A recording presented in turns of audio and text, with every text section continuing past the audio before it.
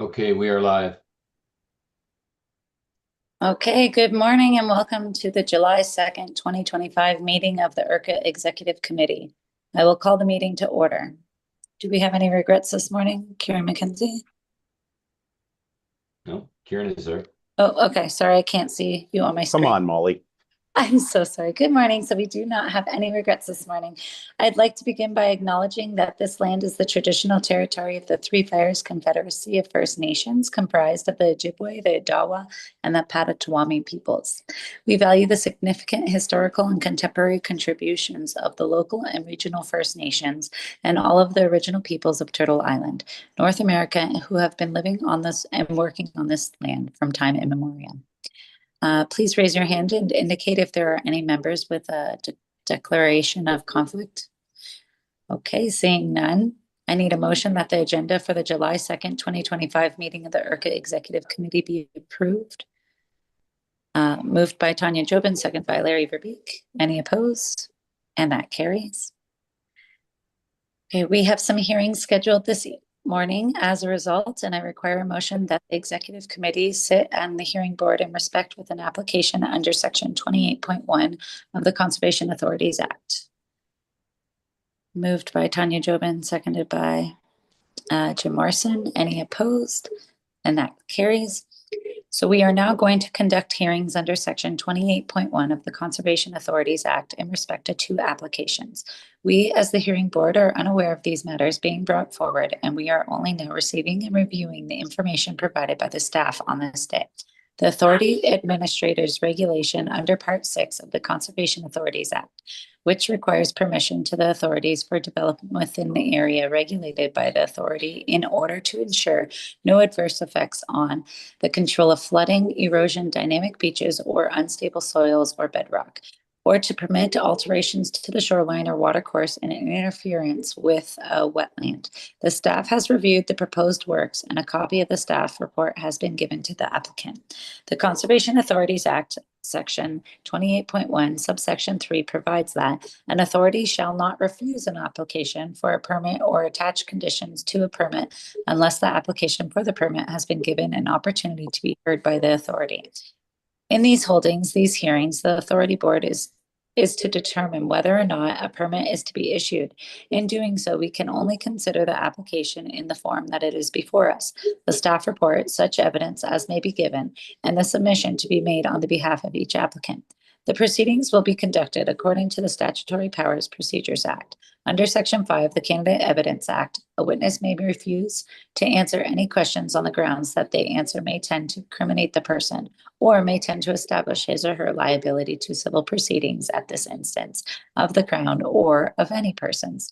The procedure in general shall be informal. However, this is a quasi-judicial process and provides for evidence to be given in response for members' questions. Therefore, staff and applicants will be asked to swear an oath or provide an affirmation to speak the truth.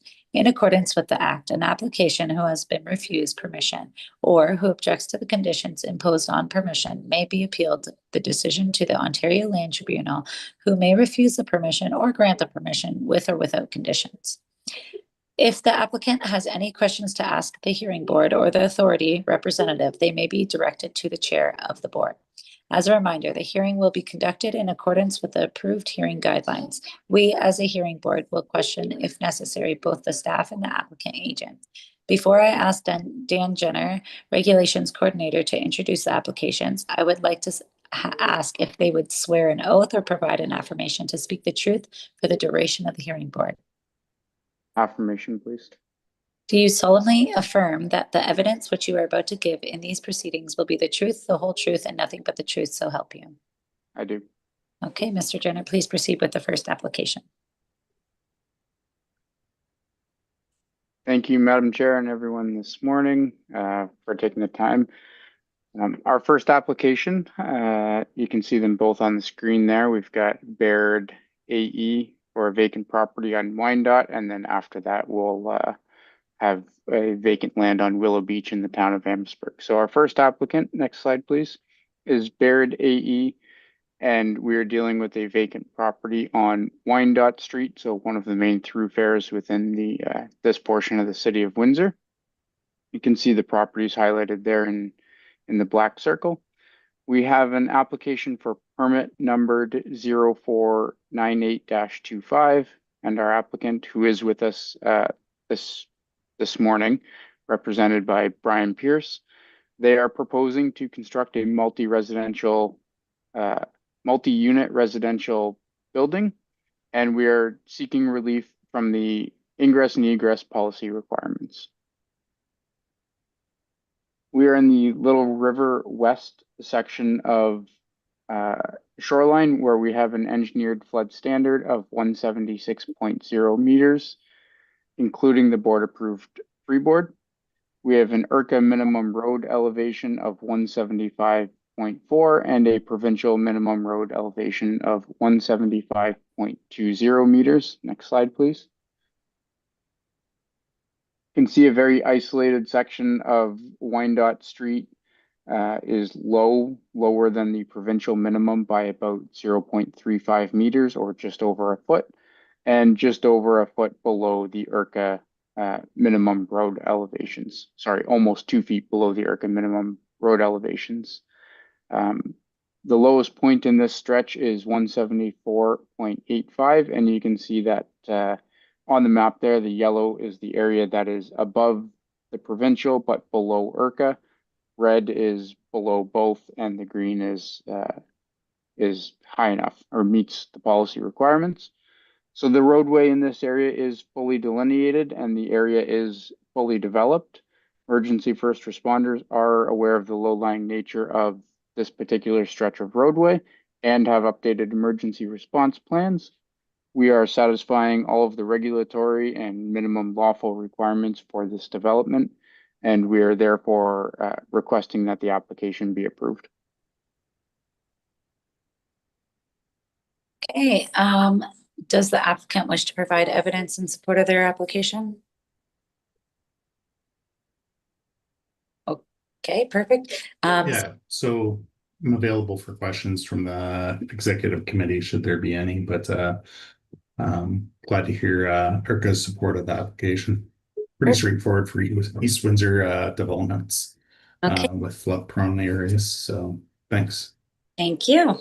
Are there any questions of the applicant? Larry Verbicki?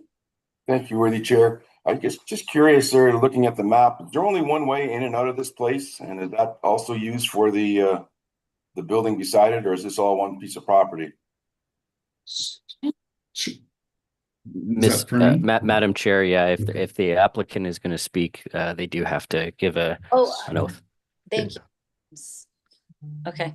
Well, so since the applicant asked a question, I'm sorry, I'm going to go back for the applicant. Would you like to provide an oath or an affirmation? Affirmation, I guess. Okay. Do you solemnly affirm that the evidence which you are about to give in these proceedings will be the truth, the whole truth, and nothing but the truth, so help you? I do. Thank you. Okay. So Mr. Verbicki, could you repeat the question for the applicant? Yes, just looking at the map, it looks like there's one entrance into the building beside it, a trucking firm or something. I'm not familiar with that area, but also they're building on it and they're building in behind it. So is that one entrance for both properties? So just for clarity, through you, Chair, for Mr. Verbicki, currently there's a entrance access that's shared with adjacent apartment property to the east.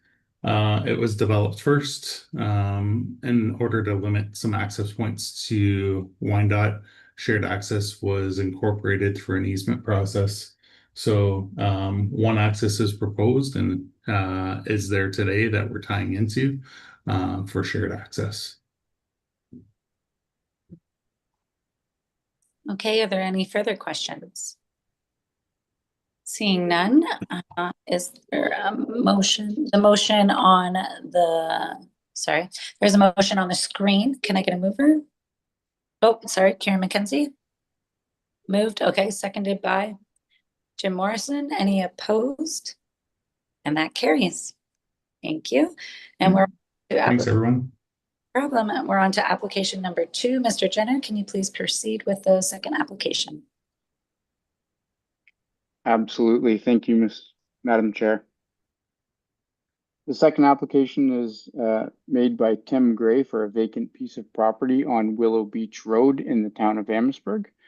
We're back in the familiar Bar Point area where we have McBride, Willow Beach, Willow Beach Road, and the third concession coming down into this area. So we can see the property is highlighted with the black circle there on our screen, and we can see the extent of the floodplain is the blue shading there. Next slide, please.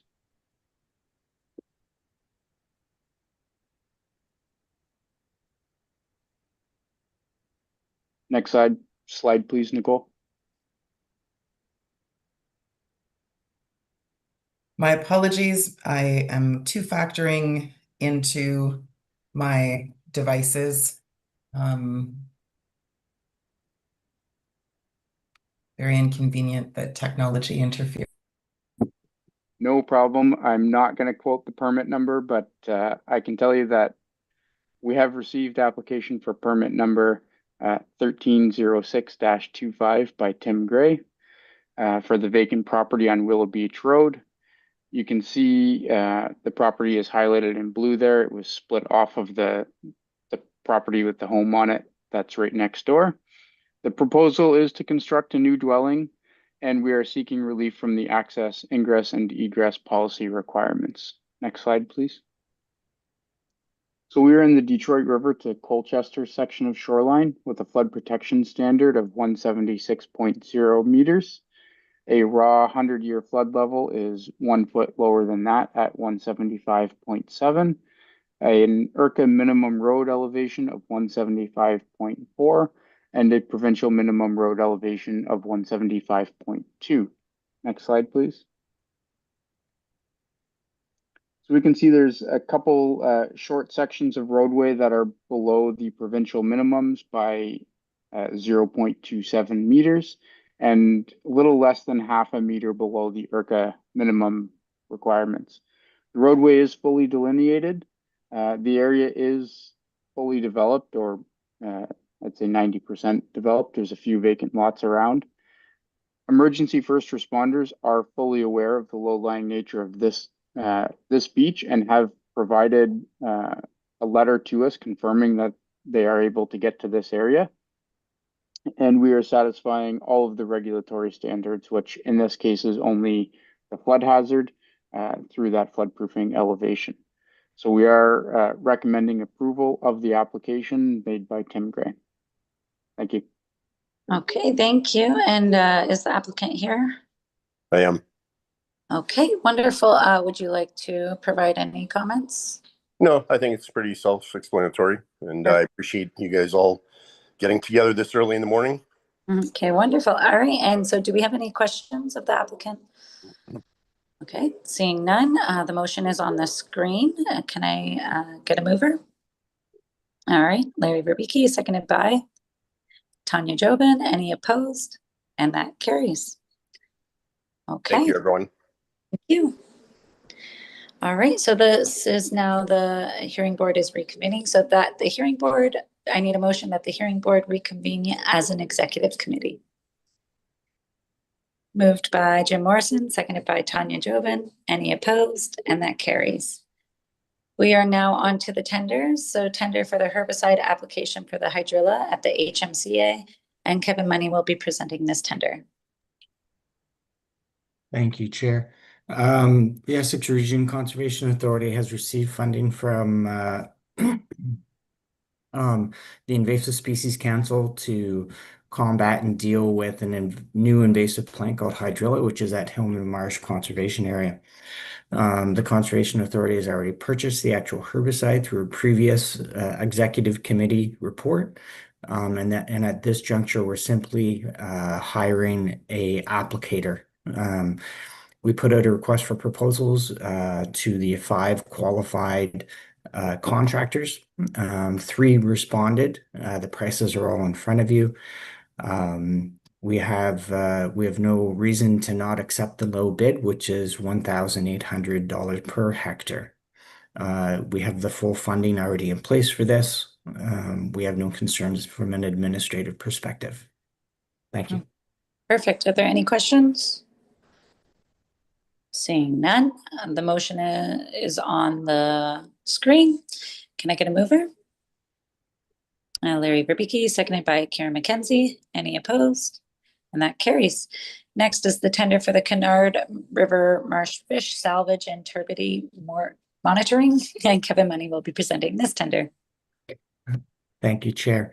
So the Essex Region Conservation Authority needs to undertake a great deal of fish monitoring salvage related to previously tendered works, which is the restoration of the Kennard River Dike in the Detroit River. The entire project is being funded by Environment Canada, including the fish salvage. The costs are before you. Again, this was a RFP that was released onto our website. We had 3 biological companies who responded to this. The low bid, which is Ledley Environmental, did the almost identical work the last time when the Conservation Authority did works in and around Pasha Island in collaboration with the City of Windsor. We have no concerns with using this contractor again. Happy to respond to any questions. Okay, are there any questions? Seeing none. All right, the motion is on the screen. Can I get a mover? Tanya Joven, seconded by Karen McKenzie. Any opposed? And that carries. All right, and now we're on to the tender for the Cypress Systems Group Greenway Trail Resurfacing. And Kevin Money, back to you. Thank you. For this year, as part of our capital works project for the the Cypress Systems Greenway, we are re-graveling approximately 5 kilometers of this particular trail. We had an engineer, Challenge Engineering, who did all the technical works associated with this. The tender was put out publicly. We had a number of contractors, I believe 6, bid on the works. The low bid was Quinlan Incorporated. We have worked with Quinlan in the past. We have no true concerns with hiring this company to undertake these works. Happy to respond to any questions. Any questions? Karen McKenzie?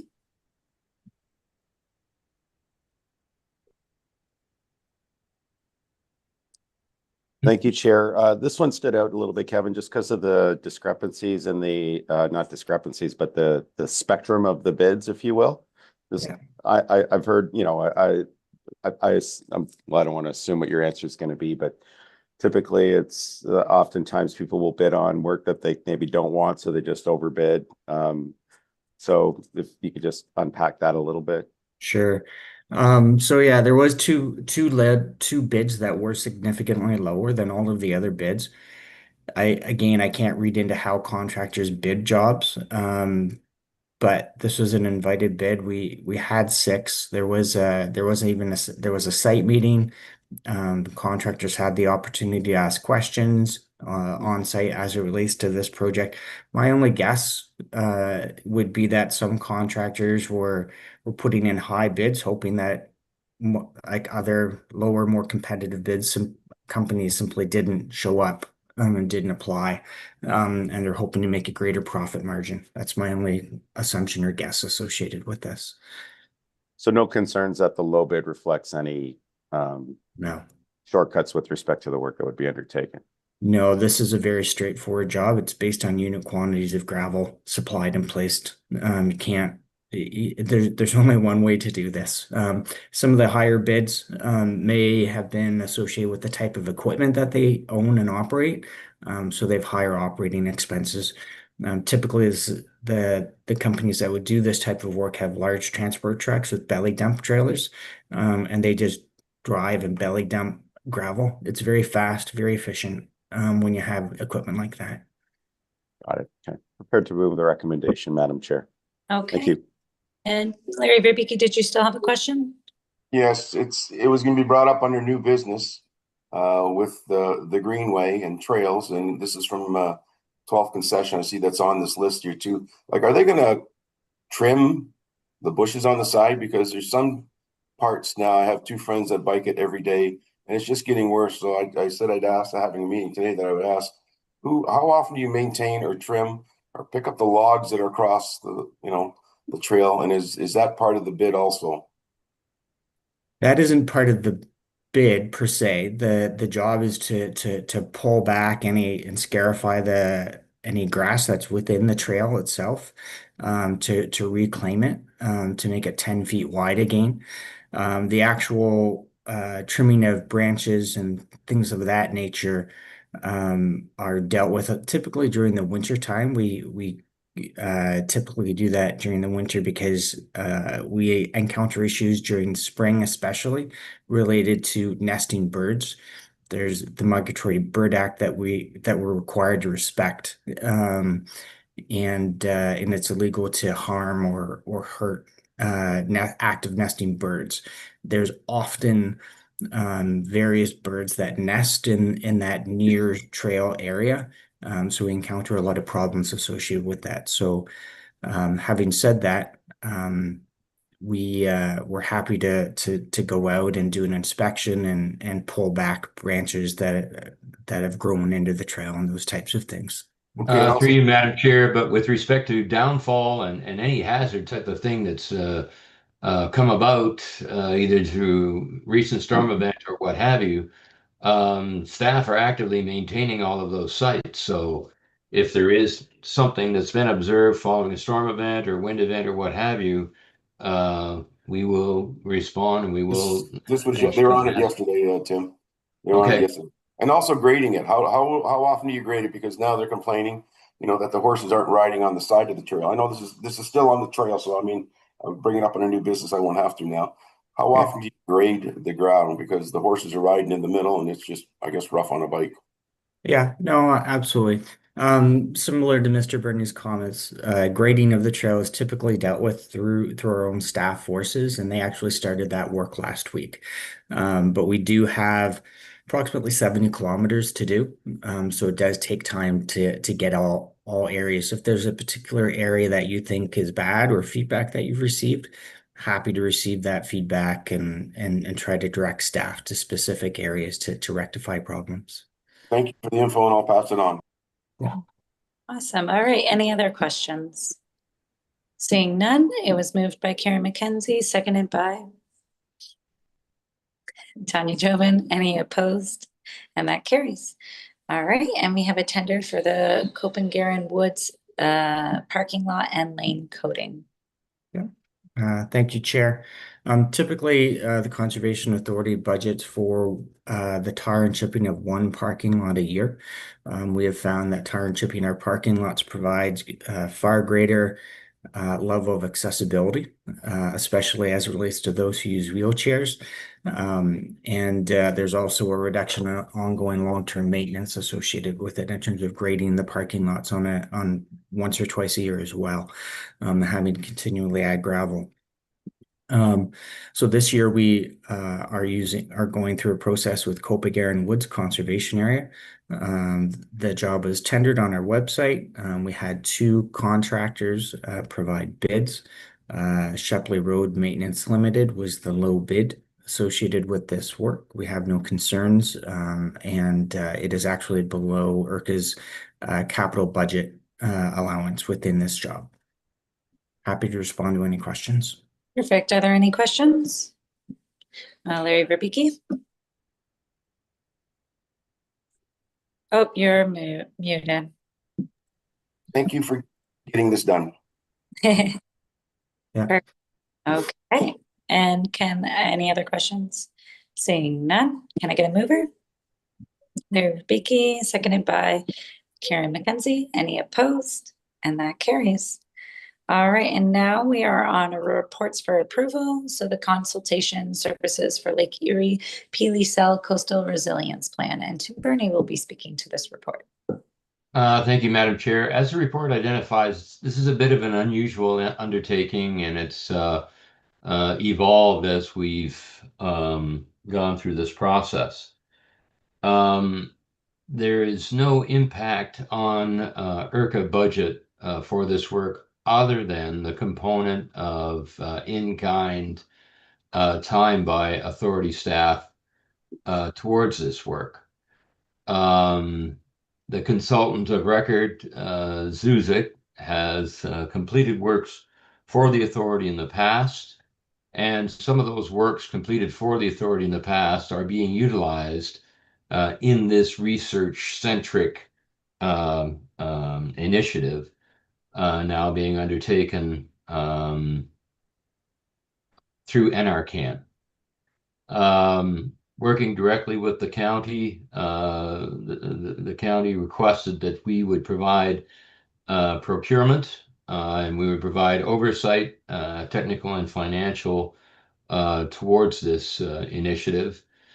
This is the single largest initiative and research project that has the opportunity to have a complete shoreline reach incorporated. And it is a shoreline reach that we as an agency have been wrestling with for decades. Understanding the impact of development, understanding the need to manage it as a resource, and through climate change funding, are looking at building in resiliency. Now, it is resiliency in the public interest, not necessarily resiliency for a single or private residential property, but in the public interest in the form of infrastructure, roads, and other utilities that may be threatened by ongoing active erosion and responding to the challenges of climate change, no ice on the lake, and what have you. Notwithstanding, there will be a benefit for those private residential areas that have an element of sustainability. Others, unfortunately, we are still moving forward with a process of providing the regulatory work that's required and ensuring that municipalities' risks are being managed with this project. And again, in consultation with our financial auditors, although it's not a line item within the budget other than the in-kind, it was thought that this should come in front of the board as there will be two additional $50,000 contributions, which will be money from the county to pay for the consulting service. Happy to answer any further questions. Okay, wonderful. Are there any questions? Karen McKenzie. Yeah, this is really interesting, Tim. I just wonder, okay, so I understand the flow through dollars. Is there a way that we can quantify that time and express it somehow? And more like, I'm just trying to think of a way in which this kind of project really strongly demonstrates the value that the Conservation Authority brings to the region. So does this show, or does this fall, first of all, under mandated services or mandatory services or non-mandatory services, or is it something that's maybe, I don't know, undefined in all of that? But also, again, going back to this question of being able to like express it as frankly, a partnership and an investment in the region. And as you were saying, you know, it's all about all of the regional cooperation and the expertise that we bring. I think that this is important for folks to really take note of this. Through you, Madam Chair, and thank you very much for the question, Karen. It squarely falls within mandatory because administration's engagement, and specifically James and his technical staff engagement, deals with protection levels, deals with active erosion and recession, deals with full mapping and understanding, you know, littoral cell implications, specifically on public infrastructure and specifically on Point Pelee National Park. Now, it does get into some non-mandatory works as far as activities within parks and some other things, but our engagement is fully within the scope of hazards and the impact of climate change, specifically on hazards and hazard related. The in-kind contribution, I believe, is $40,000. Am I correct with that number, James? I think that was a number referred to in earlier reports. Sorry, through you, Chair. I'm actually just gonna pull that up to confirm, but it may even be less than that. It may be 30 or 40,000 of in kind, and then future budgetary numbers of $10,000 in a future budget scenario. Yeah, look, I mean, I don't want to create all kinds of work for us to be doing our job, but I think it's important just to demonstrate that we're doing our job. But I do think it's important that to some extent it's quantified and people recognize that, you know, this is what the CAs do to partner with municipalities to be able to, you know, to appropriately address any of the flood hazards that are in, and this is just a tangible example of that good partnership. So I'll just leave it there. But anyway. Through you, I can Madam move the Chair. motion. Thank you, Karen. Through you, Madam Chair, and further on that, there will be upcoming presentations, and as James said, in the third year of this study, there will likely be budgetary work that's going to be required, and that will be brought forward at that point in time. Thank you. Okay, perfect. Are there any further questions? Seeing none, can I have a motion?